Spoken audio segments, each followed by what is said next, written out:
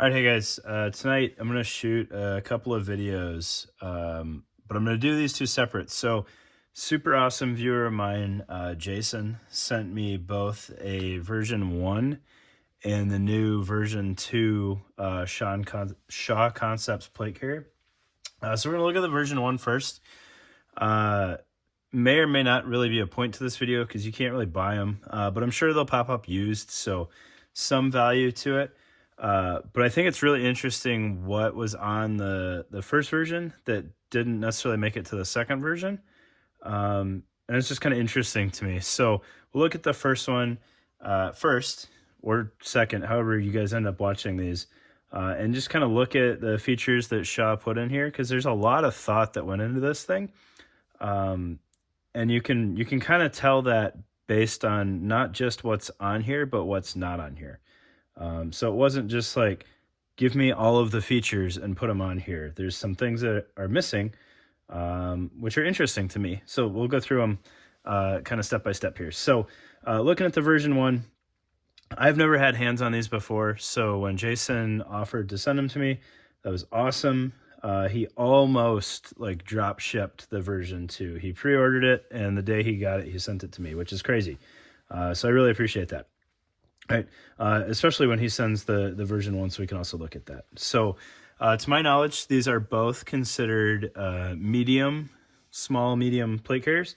But I'm going to try not to compare and contrast too much. I'm just going to do version 1, and then we'll look at version 2 as kind of a standalone product, and you guys can watch both videos. That way we're not bouncing back and forth. So, the version 1 Shaw Concept plate carrier, there's a lot of really cool features on here that Shaw threw in, and you can really tell like it was highly influenced by what he likes in a plate carrier, which I find super fascinating, and I really appreciate it when gear makers do that. So one of the first things that'll stand out to you is it's got these wings on the sides of the plate bag.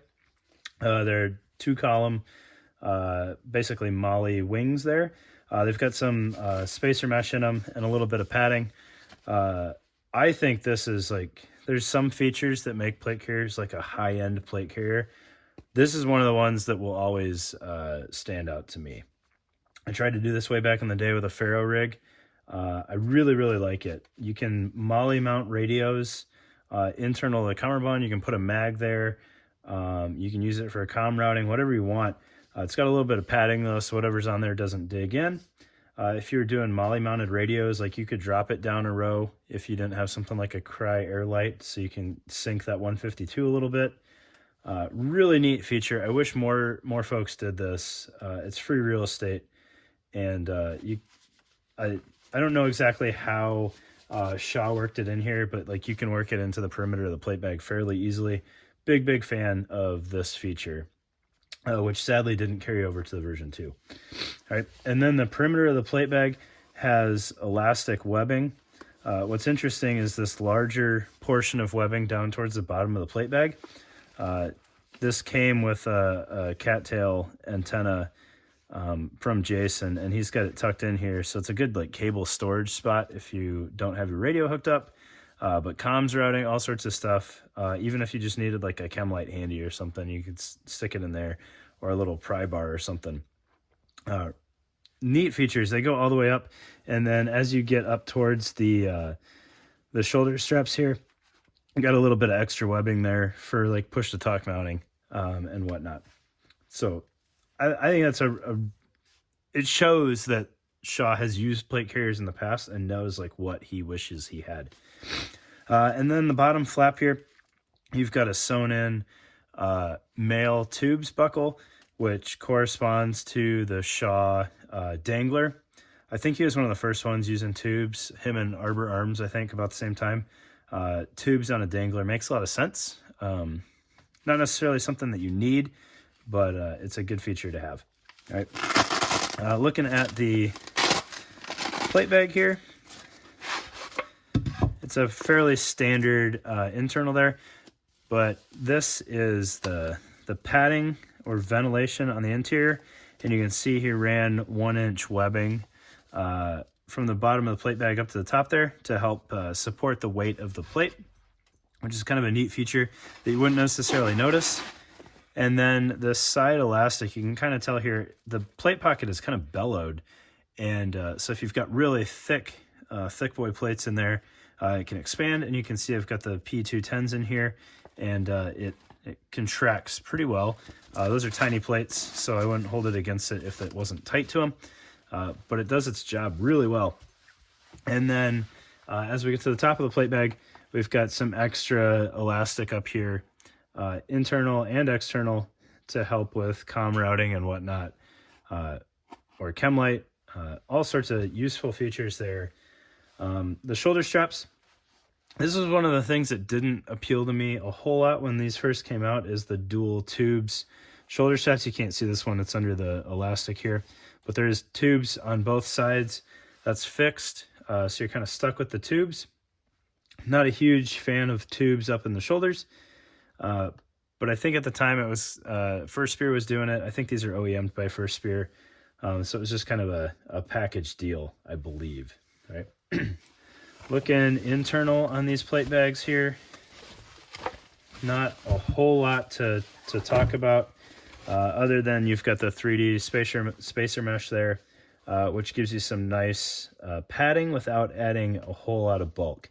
One of the big differences, I know I said I wasn't going to compare and contrast between the version 1 and the version 2.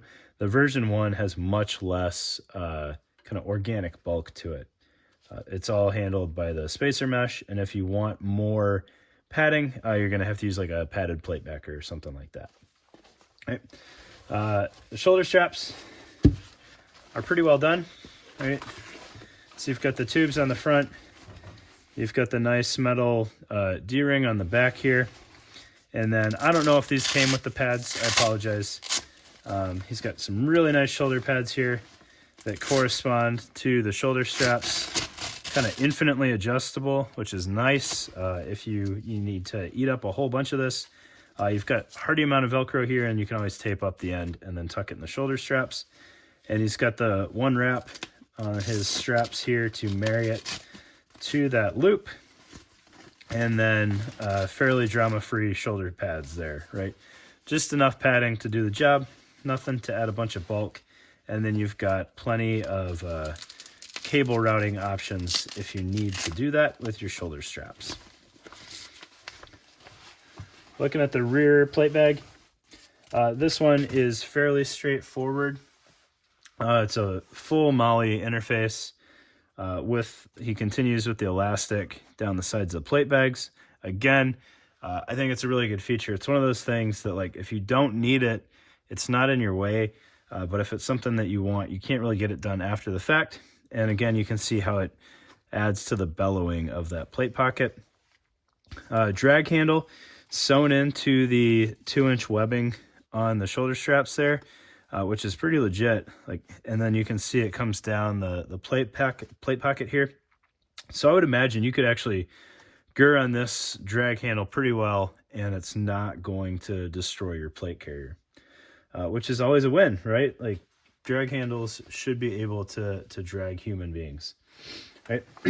The cummerbund is another interesting aspect of this. So we'll try to get in here, but it's a Velcro overlap, just like on your Faro cummerbunds, the original Run Faro cummerbunds, how there's just the sleeve here with the Velcro overlap.